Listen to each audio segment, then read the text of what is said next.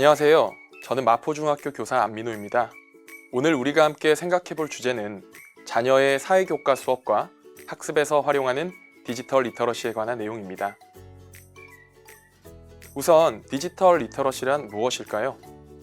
디지털 기기를 활용하여 본인이 필요한 정보를 수합하고 가공하며 이를 적절한 디지털 매체를 통해 표현해내는 능력을 의미합니다.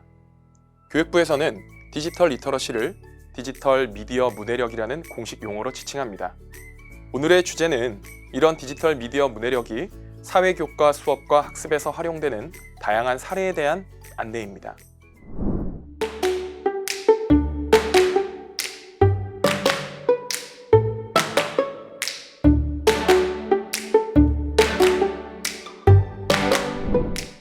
학부모님께서 생각하시는 사회교과 수업과 학습은 어떤 모습인가요? 다음 만화를 보시죠.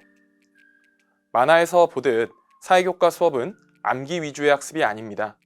이해를 기반으로 한 교과이며 실생활과 연관된 전이력이 높은 교과입니다. 따라서 사회교과 학습의 방법도 과거와는 달라져야 합니다. 그렇다면 사회교과의 이해도를 높이기 위해 수업과 학습에서 활용되는 디지털 미디어 문해력의 사례에는 무엇이 있는지 함께 알아볼까요? 사회교과 수업과 학습에서 활용하는 디지털 미디어 문해력을 한눈에 볼 수 있도록 정리해 보았습니다. 크게 수업에서 활용하는 사례와 자기주도 학습에서 활용하는 사례로 구분했습니다. 그리고 이러한 디지털 도구들의 알아보기에 앞서 먼저 한 가지 짚고 넘어가야 할 것이 있으니 바로 보편적 학습 설계입니다. 보편적 학습 설계란 본래 건축에서 사용되던 개념입니다. 건물의 출입구에 계단을 만들면 휠체어를 탄 장애인은 쉽게 오를 수 없습니다. 반면 계단 대신 경사로를 만들면 장애인과 비장애인 누구나 쉽게 출입구로 오르내릴 수 있죠.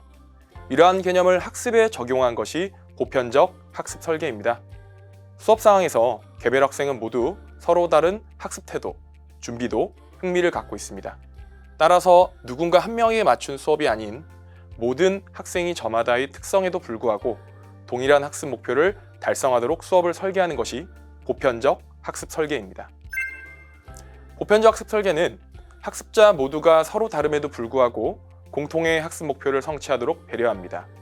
배경 지식이 부족한 학생도, 알고 싶은 내용이 사실관계가 아닌 반성점인 학생도, 교사 주도의 수업이 아닌 학생 주도의 학습을 원하는 학생도, 누구든 공통의 학습 목표를 달성하도록 구안합니다.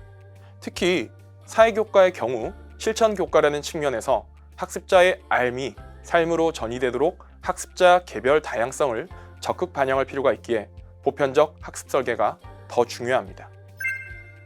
보편적 학습 설계는 학습자에게 학습 참여의 다양화와 학습 자료의 다양화, 그리고 학습 결과 표현의 다양화를 보장하고자 합니다. 그리고 그 과정에서 학생의 디지털 미디어 문해력이 이러한 보편적 학습 설계를 통한 학습 목표 달성에 큰 조력자로 기능할 수 있습니다. 왜냐하면 적절한 디지털 도구를 활용한 수업은 보편적 학습 설계에서 보장하고자 하는 학습 참여, 학습 자료, 학습 결과물 표현의 다양성과 자유도를 가능케 해줄 수 있기 때문입니다. 먼저 학습자의 다양한 참여를 유도한 디지털 미디어 문해력 활용 도구를 알아보겠습니다. 디지털 기반의 수업은 소통과 대화에 기반한 협업 활동을 강력하게 지원할 수 있습니다. 거기에 활용되는 대표적인 도구로 패들렛과 구글 문서가 있습니다. 패들렛을 통해 학생의 공동 과제를 수행하고 브레인스토밍 등에도 활용할 수 있으며 구글 문서를 통해 클라우드 기반 협업으로 텍스트와 프레젠테이션 등 다양한 수업 참여를 보장합니다. 또한 멘티미터와 키즈엔 등의 도구를 활용해 수업 참여를 적극적으로 유도할 수 있습니다. 멘티미터는 다양한 학습자의 참여를 통한 결과물을 워드 클라우드 등으로 시각화해주며 키즈엔은 실시간 퀴즈 참여 활동에 특화된 도구로 학습자들이 매우 흥미롭게 수업에 참여하도록 유도해줍니다. 이러한 다양한 참여 유도 도구는 스마트 기기 휴대학습 디벗의 보급과 함께 학생들의 수업에 더욱 친밀하게 다가가고 있으며 학생들이 수업에 참여하는 자체가 잠들어 있는 교실을 깨어 있는 교실로 전환하며 학습자의 학습 성취 수준 향상으로 이어지게 됩니다. 디지털 미디어 문해력 활용 도구는 학습자의 다양한 참여뿐 아니라 학습자의 흥미와 준비도 등의 적절한 다양한 학습 자료를 확보할 수 있도록 도와줍니다. 인구, 성비, 재난, 환경 등 다양한 지리 정보를 지도화해서 학습하고 싶은 학생은 국가 공간 정보 포털에 접속하면 쉽고 빠르게 학습 자료를 확보할 수 있습니다. 언론사 신문 기사를 통해 사회 현안을 학습하고 싶은 학생은 비카인지에 접속해서 신뢰도 높은 신문 기사를 확인할 수 있습니다. 특히 비카인지의 경우 국내 54개의 주요 언론사 신문과 뉴스 보도를 빅데이터 기반으로 분석하여 매일 가장 시의성 있는 기사를 학습자에게 신속하게 제공합니다. 또한 각종 국내외 통계 자료를 확인하고 싶은 학습자는 통계청의 코어시스를 활용하여 최신의 통계 자료를 확보하고 이를 기반으로 학습할 수 있으며 인공지능과 빅데이터를 기반으로 한 네이버 데이터 랩을 활용한다면 사회교과 관련 각종 이슈에 대한 대중의 관심도와 중요도를 파악할 수 있습니다. 서울시 교육청은 스마트 휴대학습 디벗 기기를 지속해서 보급하여 학습자가 자신의 다양한 흥미와 준비도에 맞춘 적절한 학습 자료를 확보할 수 있게 돕고 있으며 이는 앞서 언급한 다양한 참여 방법과 더불어 학습자의 수업 참여도를 더욱 높여줄 수 있습니다. 우리 아이들은 사회교과 수업의 결과물을 저마다의 다양한 방식으로 완성합니다. 우선 영상 콘텐츠로 유튜브 쇼츠와 인스타 릴스가 있습니다. 이들은 모두 1분 내외의 짧은 영상으로 쇼폰형 콘텐츠라고 부릅니다. 디지털 네이티브인 우리 학생들은 본인들의 학습 결과물을 짧은 영상으로 제작하고 주변인들과 공유하여 디지털 세상에서 본인의 학습 성취를 달성합니다. 학생들은 카드뉴스, 인포그래픽 등으로도 학습 결과물을 표현합니다. 과거 커다란 전지에 색연필로 사회신문이나 시각화 자료를 만들던 환경에서 벗어나 무한에 가까운 디지털 자원을 활용해 다양한 디지털 시각화 자료를 표현함으로써 학생들의 학습 결과물은 더욱 다양하고 풍성해집니다. 특히 캔바와 미리 캔버스는 이미 우리 학생들이 사회교과 수업에서 여러 번 경험해본 좋은 표현 도구이며 이런 다양한 학습 결과물 제작과 표현의 보장은 학습에 대한 적극적 참여로 이어지게 됩니다. 그리고 학습 결과물의 다양한 표현은 학습자의 디지털 소양과 함께 표현 및 소통 역량 향상으로 연결됩니다. 디지털 학습 도구에 인공지능 도구가 빠질 수 없습니다.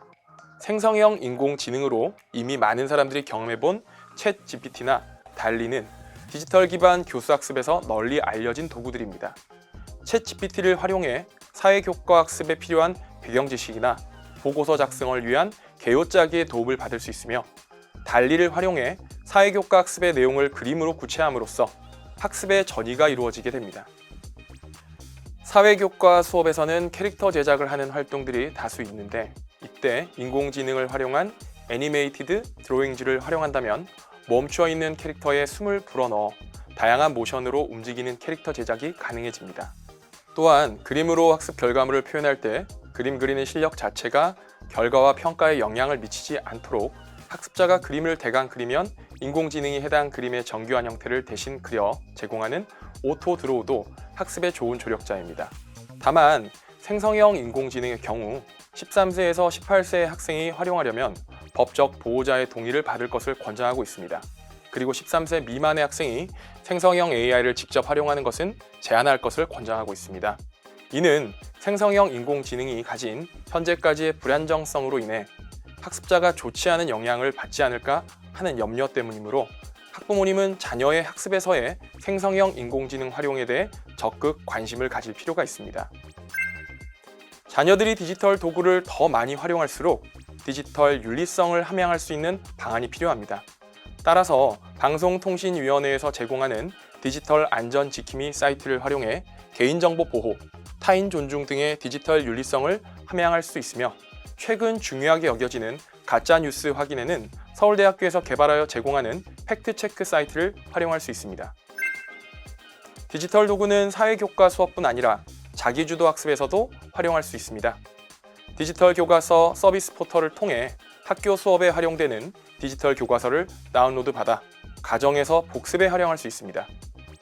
교육부는 장차 디지털 교과서를 인공지능 기반으로 개발하여 학습자의 다양한 흥미와 학습 준비도를 인공지능이 분석하여 개별 학습자에게 적합한 학습 자료를 제공할 수 있도록 준비 중에 있습니다. 디지털 도구 활용에 집중하다 보면 학습자의 일반 문해력이 저하될 수도 있습니다. 따라서 이 북드림 서비스를 이용한다면 디지털 기기를 통해 전자책을 무료로 읽을 수 있어 학생들이 부족한 일반 문해력을 보완할 수 있습니다.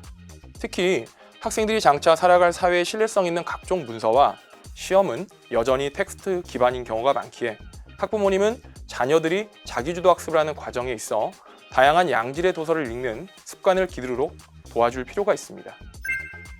학교 수업에서 부족한 부분을 학습자가 자기주도적으로 복습할 수 있도록 국가는 다양한 콘텐츠와 플랫폼을 제공하고 있습니다. 그중 대표적인 것이 이학습터입니다. 이학습터에는 다양한 양질의 학습 자료가 구축되어 있으므로 이를 적절하게 활용한다면 자녀의 사회교과 학습력 신장에 큰 도움이 될 수 있습니다. 기초학력은 또 다른 인권이라고 합니다.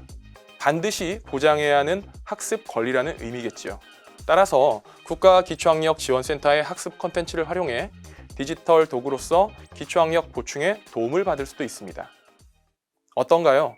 디지털 미디어 문해력을 활용한 다양한 도구들이 자녀의 사회교과 수업과 학습에 어떻게 활용되고 있는지 잘 확인하셨나요?